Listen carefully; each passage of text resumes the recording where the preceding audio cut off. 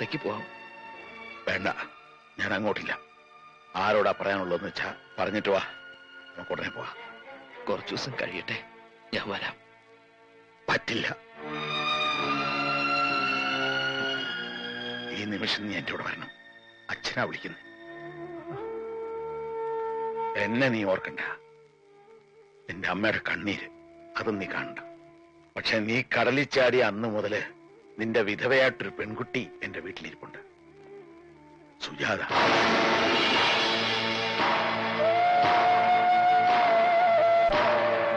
അവളെ നീ ഓർത്തേ പറ്റൂ. അവളെ കണ്ണീര് അച്ഛാ, നിന്നെ നടക്കാൻ പഠിപ്പിച്ച കൈയായത്. ഇപ്പൊ ഞാൻ യാചിക്കുക, ഈ കൈ നീ വിടരുത്. മോൻ അച്ഛന്റെ കൂടെ വരണം. ഉണ്ണി, ഞാൻ പറഞ്ഞിട്ടില്ലേ നമ്മുടെ കൽക്കട്ടയിലെ സർവാജി? ഹലോ.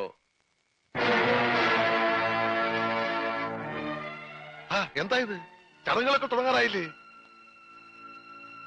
വേഗം വാ.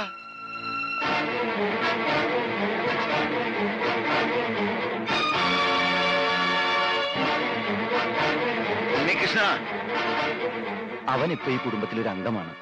അച്ഛന്റെ ഉണ്ണികൃഷ്ണനല്ല. അതെങ്ങനെയാണോ അവൻ എന്റെ മോനല്ലാണ്ടാകണേ? എന്റെ ജോലിക്ക് എന്നേക്കാ വലിയ അവകാശം ഇവിടെ ഉണ്ടെങ്കിലേ അതാരാണെന്ന് അറിഞ്ഞിട്ടേ ഉള്ളു കാര്യം. പ്രശ്നം ഉണ്ടാക്കരുത്. ഞാൻ പ്രശ്നം ഉണ്ടാക്കും. ഞാൻ ഇവിടുന്ന് എന്റെ മോനെ കൊണ്ടല്ല പോകുന്നത്. ഞാൻ ഇവിടുന്ന് എന്റെ മോനെ കൊണ്ട് പോകും. എന്നാ ചെല്ല്, ചെന്ന് ചോദിക്ക്. ഇപ്പൊ അവകാശം പറഞ്ഞ് ചെന്നാലുണ്ടല്ലോ, അവനെ കൊലക്ക് കൊടുത്ത് ഇറങ്ങി. ചെല്ല്, ചെന്ന് ചോദിക്ക്. നിങ്ങൾ എല്ലാവരും കൂടി അവനെ ഈ അവസ്ഥയിലാക്കിയത്. ഇനിയെങ്കിലും അവൻ സമാധാനമായിട്ടൊന്ന് ജീവിക്കട്ടെ. അച്ഛൻ പോ. അവൻ മരിച്ചെന്ന് കരുതിക്കോ.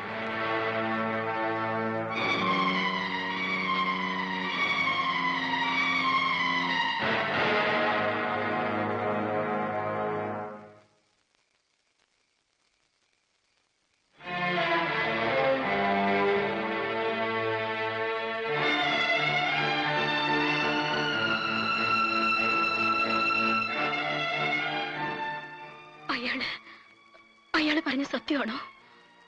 നമ്മുടെ ഉണ്ണി മരിച്ചവര് തിരിച്ചു വരില്ല.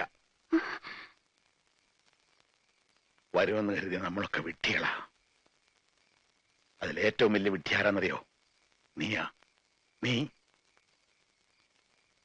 അവൻ നിന്നെ കല്യാണം ഒന്നും കഴിച്ചിട്ടില്ലല്ലോ, പിന്നെ എങ്ങനെയാ നീ അവന്റെ വിധവയായത്? ഇറങ്ങണം, ഇപ്പൊ ഇറങ്ങണം എന്റെ വീട്ടിൽ. എന്തൊക്കെയാ പറയണത്? ഇനി ഒരു നിമിഷം പോലും ഇവിടെ നിൽക്കാൻ നിനക്ക് അവകാശമില്ല. ഇറങ്ങണം. അപ്പോ താനവനെ കണ്ടല്ലേ?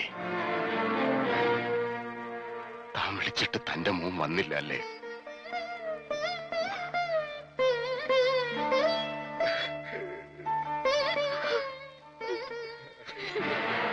ഇത് ഇവിടം കൊണ്ടൊന്നും തീരൂന്ന് കരുതണ്ട. ഇപ്പൊ മനസ്സിലായില്ലേടി നിന്റെ ഭർത്താവിന്റെ സ്നേഹം? അവന് വേണ്ടെങ്കിൽ പിന്നെ നീ എന്തിനാ ഇവിടെ നിൽക്കുന്നേ? ഇനി ഞാൻ പറയുന്നതിന്റെ മുമ്പിൽ കഴുത്ത് കാട്ടി കൊടുത്തോളും.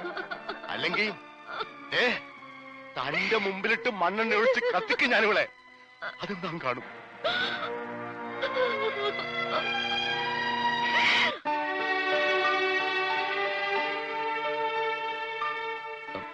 ഞാൻ വീട്ടിലേക്കൊന്ന് പോവാ. സുജാതയെ കാണണം. അവളോട് മാപ്പ് പറഞ്ഞ് സമ്മതം വാങ്ങണം. വരും, തിരിച്ചു വരും. നീ എനിക്ക് വേണ്ടി പ്രാർത്ഥിക്കണം.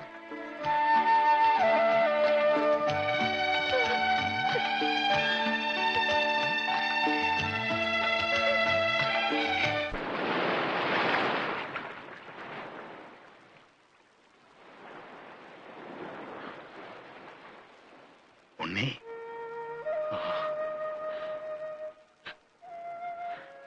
മോനെ.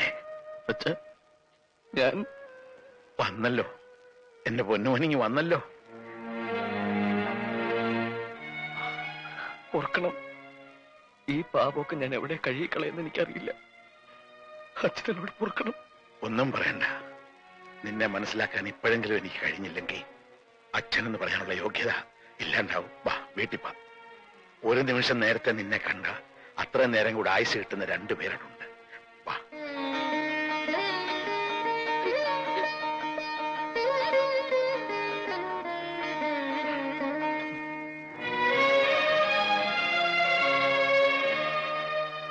മോളെ സുജേ,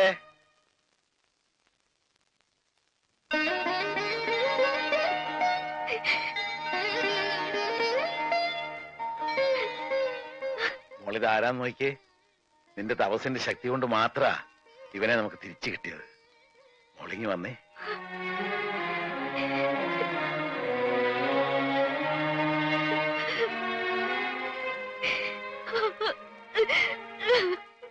ഇനി മോള് കരയണ്ട. ദേ നിന്റെ ചെറുക്കൻ, ഇവനിനി നിന്റെയാ.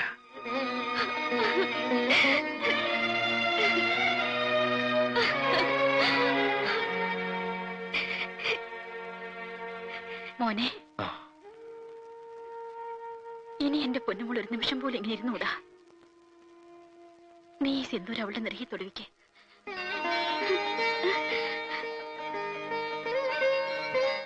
നാളെ എന്റെ വിവാഹമാണ്.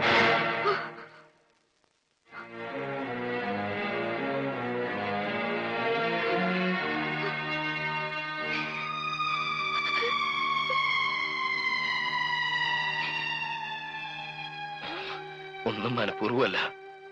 എല്ലാ കടങ്ങളും വീട്ടാൻ, നിങ്ങൾ എല്ലാവരും സുഖമായിട്ട് ജീവിക്കാൻ ഞാൻ എന്നെ അവിടെ വിറ്റിരിക്കുക. ഇപ്പോ ഞാൻ ഇവിടുത്തെ അല്ല, അവരുടെയാ. മോനെ, ഇവള് നീ എന്തെങ്കിലും തിരിച്ചു വരുമെന്ന് കരുതി കാത്തിരിക്കുന്നവളല്ല. മരിച്ചെന്ന് കരുതി എല്ലാ സുഖങ്ങളും ത്യജിച്ച് നിന്റെ വിധവയായിട്ട് കഴിയുന്നവളാ. അവിടെ കണ്ണീരി കുടുംബത്തിൽ വീണ ദൈവം പോലും പൊറുക്കില്ലടാ. നിന്റെ അച്ഛനെ അമ്മയെ പാവം പെങ്കൊച്ചിനെ ഒക്കെ മറന്നിട്ട് ഏത് കട ഉണ്ണി നീ വീട്ടാൻ പോണേ? എന്തൊക്കെയാ നീ നേടാൻ പോണേ? ഇങ്ങനെ ഒരാൾ ഇവിടെ കാത്തിരിപ്പുണ്ടെന്ന് പറഞ്ഞ അവര് സമ്മതിക്കില്ലേ?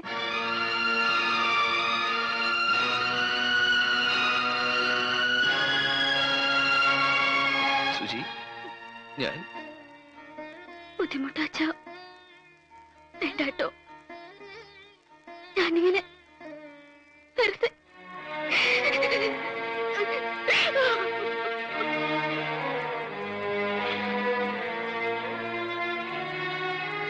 ഉണ്ണി, നിനക്ക് എന്താ വേണ്ടേച്ചാ ചോദിച്ചോ.